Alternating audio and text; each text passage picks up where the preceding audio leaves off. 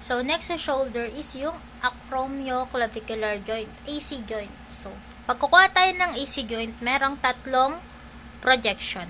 Okay, unahin natin, yung tatlo na yon si Pearson, yung AP bilateral projection niya, tapos si Alexander, dalawa kasi yung sa kanya, isang AP axial projection, isang PA axial oblique projection. Okay, pangkuha niya. So, unahin natin si Pearson. Si Pearson, AP yan, tapos dalawa yung kinukunan. Dalawang shoulder, bale. Tapos, dalawang exposure din.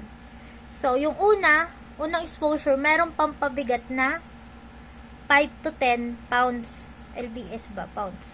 Then, yung pangalawa, walang pampabigat. Okay?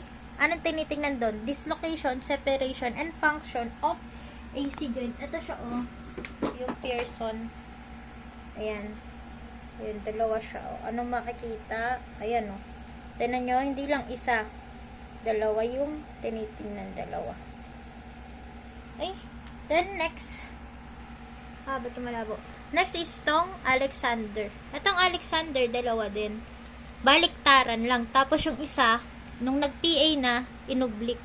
So, una yung AP axial, dalawang position, pwedeng upright, pwedeng seated. Tapos, axial siya. So, 15 degrees sa palad.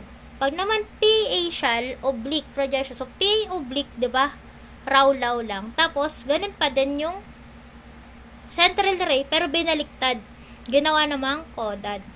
Tapos, di ba kasama si Alexander dun sa samahang 45 to 60. So, makikita mo sa structure show ni Alexander na pubic, yung Y ulit. Yung Y, parang scap. Scap Y na naman. Okay? Makikita dun is yung AC joint, syempre, saka yung relationship between bones and shoulders. So, ayan lang yung tatlo sa acromioclavicular joint. Next is yung clavicle. Sa clavicle, tandaan mo lang yung apat. So, dalawang AP. Kasi, isang AP axial. Tapos, isang P, yung binaliktad lang nito. Okay? Next, dalawang T. Kasi, dalawa yung tangential projection niya. Okay? Unahin muna natin yung AP. Pag AP, simple lang. Simpleng AP lang. Ang makikita mo, AP projection ng clavicle. Pag naman AP axial projection, yun yung lordotic, naka-axial si patient. Pag naka-upright, 0 to 15 degrees sa palad. Pag naman naka-supine, 15 to 30 sa palad. Tapos ito, binaliktad lang yan dito sa binaliktad lang dito. Ginawa naman po ito supine, ito naman prone. Tapos, ganun pa rin yung angulation. 15 to 30, pero coded na dito sa prone. Coded na. Makikita natin, through axial projection ng scapular spine. Then next, ito na. Yung dalawang tangential projection. Una is yung nakasupine, tapos yung pangalawa, seated. Okay. Yung nakasupine, walang pangalan kung sinong gumawa. Pero ano siya, hasoy. Ibig sabihin, head away from the site of interest. Tapos, meron siyang central ray na 25 to 40 degrees sa palad. Sa palad or from horizontal.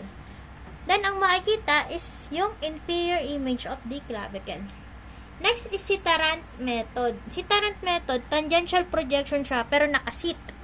Then, ang kanyang central ray, 25 din, 25 to 35 degrees antero-inferior to mid-shaft of the clavicle.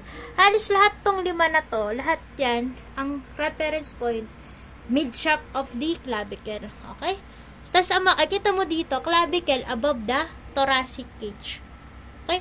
Ginagawa si Tarrant method kapag kasi patient can't do lordotic position. Hindi niya kayang gawin ito. Di mahirap yung lordotic. So, ayan yung lima sa clavicle. Ayan silang dalawa.